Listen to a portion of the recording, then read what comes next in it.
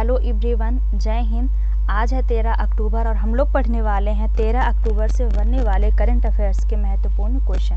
तो चलिए शुरू करते हैं। पहला क्वेश्चन है, नासा ने किस ग्रह पर कार्बन और जल होने की पुष्टि की है? तो इसका राइट आंसर है क्षुद्र ग्रह वेन्यू पर। जो नासा है, नासा अमेरिकी अंतरिक्ष स्पेस कंपनी है और ये ओसिरिस रेक्स अंतरिक्ष यान क्षुद्र ग्रह नमूना प्राप्त करने का पहला अमेरिकी प्रयास जो है तो 2016 में वेन्यू की यात्रा के लिए लॉन्च किया गया था। यानी जो क्षुद्र ग्रह है वो कहाँ खोजा गया? तो कार्बन और जल होने की पुष्टि किसमें हुई है? तो क्षुद्र ग्रह वेन्यू पर हुई है। और कब अमेरिका ने प्रयास किया था? 2016 में ही इसने प्रयास किया था ओसिरिस रेक्स अंतरिक्ष यान के माध्यम से। और नासा अमेरिकी अंतरिक्ष स्पेस कंपनी है। तो राष्ट्रीय वैमानिकी एवं अंतरिक्ष प्रशासन नासा ने ये नासा का पूरा नाम है, राष्ट्रीय वैमानिकी एवं अंतरिक्ष प्रशासन ने क्षुद्र ग्रह वेन्यू पूर्व में 1999 में RQ-36 से एकत्र किए गए नमूनों में उच्च कार्बन सामग्री और जल धारण करने वाले मिट्टी के खनिजों की उपस्थिति की पुष्टि की थी।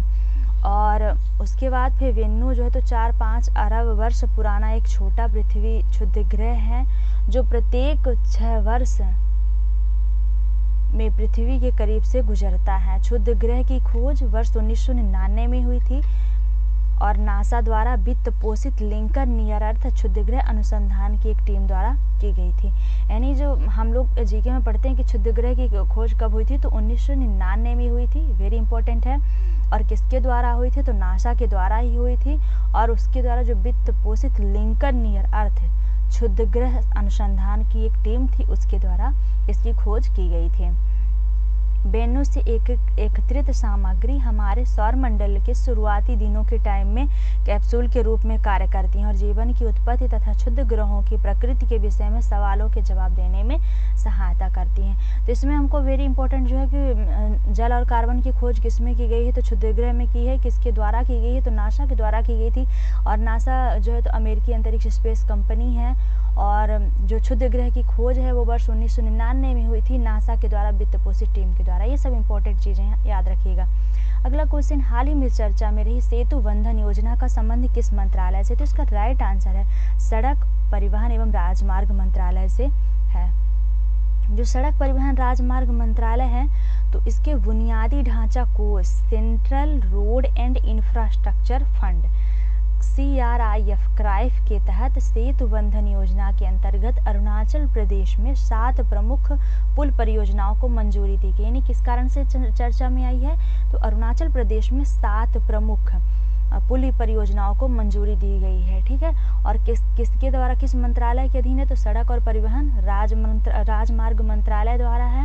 और इसका एक संगठन है, ये जो उसका कोष है, संगठन नहीं सॉरी कोष है, केंद्रीय सड़क और बुनियादी ढांचा कोष क्राइफ के तहत सेतु बंधन योजना के अंतर्गत अरुणाचल प्रदेश को 7 प्रमुख पुल परियोजनाओं को मंजूरी दी है। समझने का फैक्ट है, इसमें 3-4 फैक्ट जुड़े हुए हैं आपस में। 118.50 करोड़ रुपए की कुल लागत वाली ये परियोजनाएं वित्तीय वर्ष 2023-24 के दौरान कार्यान्वयन के लिए निर्धारित हैं।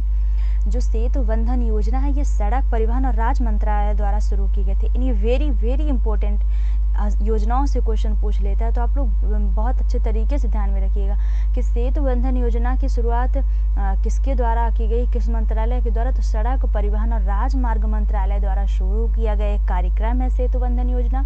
और इसका उद्देश्य क्या है? वेरी इंपॉर्टेंट, राज्य की सड़कों पर rail over bridge ROBS, rail underbridge RUBS और अन्य पुलों के निर्माण को सुविधाजनक बनाना है। तो ये वेरी इंपॉर्टेंट यहाँ का फैक्ट है, आप लोग याद रखिएगा। यह कार्यक्रम जो है तो मौजूदा क्रॉसिंग संपारों के स्थानों पर पुलों का निर्माण कर, ये इतना नहीं इम्पोर्टेंट है। यहाँ थोड़ा है महत्वपूर्ण कि केंद्रीय सड़क और बुनियादी ढांचा कोष, जिसे पहले सेंट्रल रोड फंड के नाम से जाना, UPSC इतना बेसिक क्वेश्चन उठाता है कि जैसे ये अधिनियम है यहीं से उठाएगा वो डायरेक्ट किसी फैक्ट को नहीं पकड़ता है, वो बहुत ही गहराइयों से पूछता है।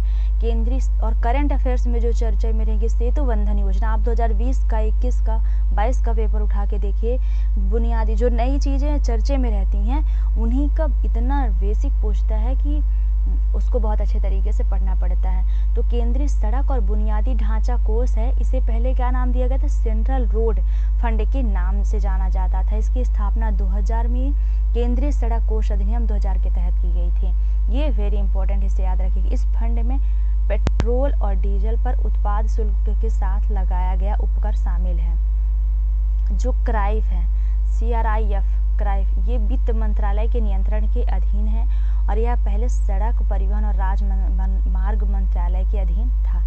यानी जो क्राइफ है, यहाँ हमने पढ़ा केंद्रीय सड़क और बुनियादी ढांचा कोष, ये जो है तो वित्त मंत्रालय के अधीन है। किस मंत्रालय के अधीन है, तो वित्त मंत्रालय के अधीन है और यह सड़क परिवहन राजमार्ग मंत्रालय के अधीन था पहले। अगला क्वेश्चन, इजराइल और हमास के बीच संघर्ष में कौन सा स्थान चर्चा में, तो इसका राइट आंसर है गाजा। जो गाजा है ये अभी हाल ही में बहुत चर्चे में है। तो ये जो है तो इजराइल है, इजराइल की लोकेशन यहाँ दी गई है और इजराइल की राजधानी है ये जेरूसलम और ये है गाजा, ये स्थान है यहाँ गाजा और ये गाजा स्ट्रिप, ये स्थान चर्चे में है। आइए डिटेल देख लेते हैं। तो गाजा पट्टी कहाँ स्थित है, पूर्वी भूमध्य सागर घाटी में स्थित है, जो दक्षिण पश्चिम में मिस्र और उत्तर पूर्व में इजराइल की सीमा के साथ साझा करती है। पश्चिम में स्थित सागर से आकर्षित हुआ है। गाजा 3 ओर से स्थल से घिरा हुआ क्षेत्र है। हालांकि जमीन के सिर्फ 2 तरफ इजराइल है, लेकिन पश्चिम की दिशा में भूमध्य सागर में इसकी जलीय सीमा इजराइल द्वारा नियंत्रित होती है, जिससे समुद्र के रास्ते प्रवेश पर रोक लग जाती है। ये डिटेल आप लोग पढ़ लीजिएगा, ज़्यादा इम्पोर्टेंट नहीं है। गाजा की लोकेशन के लिए इम्पोर्टेंट है कि गाजा की लोकेशन कहाँ स्थित है। यदि बात करें हांग झाओ की, तो जो हांग झाओ है चीन का स्थान है। अभी 19वें एशियाई खेल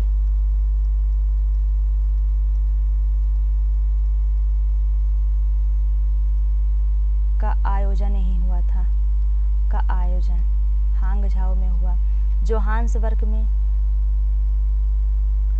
ब्रिक्स समिट का आयोजन हुआ था जोहान्सबर्ग में, और दिल्ली में G20 का आयोजन किया गया था। अगला क्वेश्चन है, शिवशंकरी को सरस्वती सम्मान से सम्मानित किया गया, यह किस क्षेत्र से संबंधित है, तो इसका राइट आंसर है ये लेखिका हैं। डिटेल देख लेते हैं। तो ये लेखिका और किस भाषा की हैं, तो तमिल भाषा की लेखिका हैं और उनको जो उनका संस्करण है जीवनी सूर्यवंशम के लिए सरस्वती सम्मान 2022 से सम्मानित की गई। यानी जो शिवशंकरी हैं ये तमिल भाषा की लेखिका हैं और उनकी जो जीवनी है सूर्यवंशम, उसके लिए सरस्वती सम्मान दिया गया। सूर्यवंशम 2 खंडों वाला एक संस्मरण है जो लेखिका की 7 दशकों की साहित्यिक यात्रा तथा सामाजिक परिवर्तनों को उल्लेखित करता है। पुरस्कार भारतीय संविधान की 8वीं अनुसूची में शामिल 22 भाषाओं के भारतीय लेखकों द्वारा विगत 10 वर्षों में प्रकाशित साहित्य कृतियों के लिए प्रतिवर्ष दिया जाता है। यानी जो सरस्वती पुरस्कार है वो किस लिए दिया जाता है, तो भारतीय संविधान की 8वीं अनुसूची में शामिल 22 भाषाओं के भारतीय लेखकों द्वारा विगत 10 वर्षों में प्रकाशित साहित्यिक कृतियों के लिए प्रतिवर्ष दिया जाता है। ये इम्पोर्टेंट है। यह पुरस्कार के विड़ला फाउंडेशन द्वारा दिया जाता है। यानी किसके द्वारा दिया जाता है, सरस्वती सम्मान किसके द्वारा, तो के विड़ला फाउंडेशन द्वारा दिया जाता है, जिसमें 15 लाख रुपए की धनराशि समेत एक पट्टिका तथा प्रशस्ति दी जाती है। सरस्वती सम्मान भारतीय साहित्य के क्षेत्र में सर्वोच्च सम्मान में से एक है और सरस्वती सम्मान के अतिरिक्त व्यास सम्मान बिहारी पुरस्कार बिड़ला फाउंडेशन द्वारा दिए जाते हैं। यहाँ का इम्पोर्टेंट है, यहाँ से तो वेरी इंपॉर्टेंट है, आप लोग जरूर याद रखिएगा। अगला क्वेश्चन है, पासपोर्ट टू अर्निंग P2E पहल किससे संबंधित है, तो इसका राइट आंसर है यूनिसेफ से संबंधित है। यदि हम बात करें यूनेस्को की, तो अभी हाल ही में यूनेस्को चर्चा में रहा है। भारत के जो है तो 2 स्थल इसमें शामिल किए गए हैं, भारतीय विश्व विरासत स्थल में शामिल किए गए हैं। 41वां और 42वां स्थल। 41वां है शांति निकेतन, आप लोग नोट कर लीजिएगा, और 42वां है होयसला मंदिर।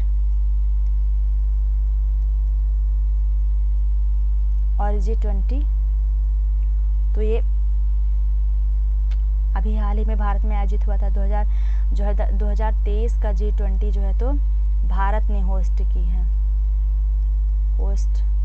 किया है और इसकी थीम थी one future one nation one health.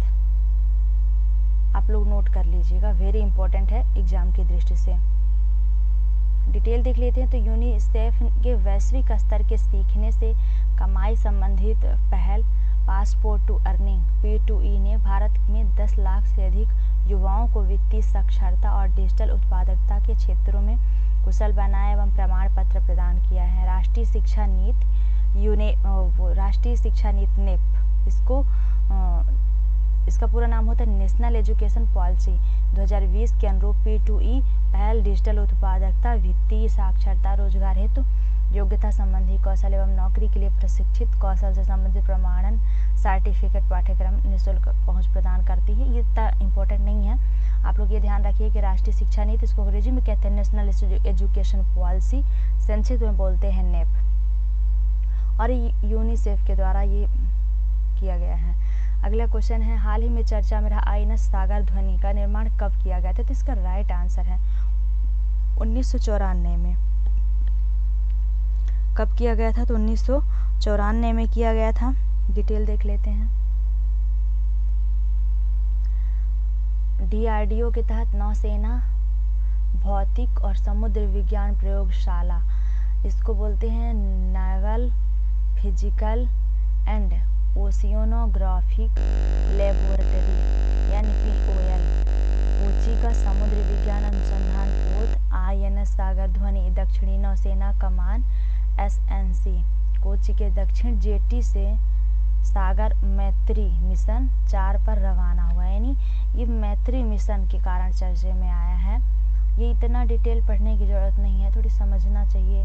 INS सागर जो ध्वनि के मिशन में उत्तरी अरब सागर में वैज्ञानिक तैनाती और ओमान में सुल्तान कबूश विश्वविद्यालय जैसे संस्थानों के साथ सहयोगात्मक अनुसंधान कार्यक्रम शामिल हैं, जो भारतीय एवं IOR महासागर शोधकर्ताओं के बीच मजबूती कामकाज संबंधों को बढ़ावा देंगे। जो INS सागर ध्वनि है एक समुद्री ध्वनि का अनुसंधान जहाज है जिसका निर्माण स्वदेश में किया गया है। इसे जुलाई 1994 में लॉन्च किया गया था, यानी ये स्वदेश निर्मित है। ये भी इम्पोर्टेंट है, स्वदेश निर्मित है। अगला क्वेश्चन है, लोक नायक जयप्रकाश नारायण की जयंती कब मनाई जाती है? तो इसका राइट आंसर है 11 अक्टूबर को मनाई जाती है।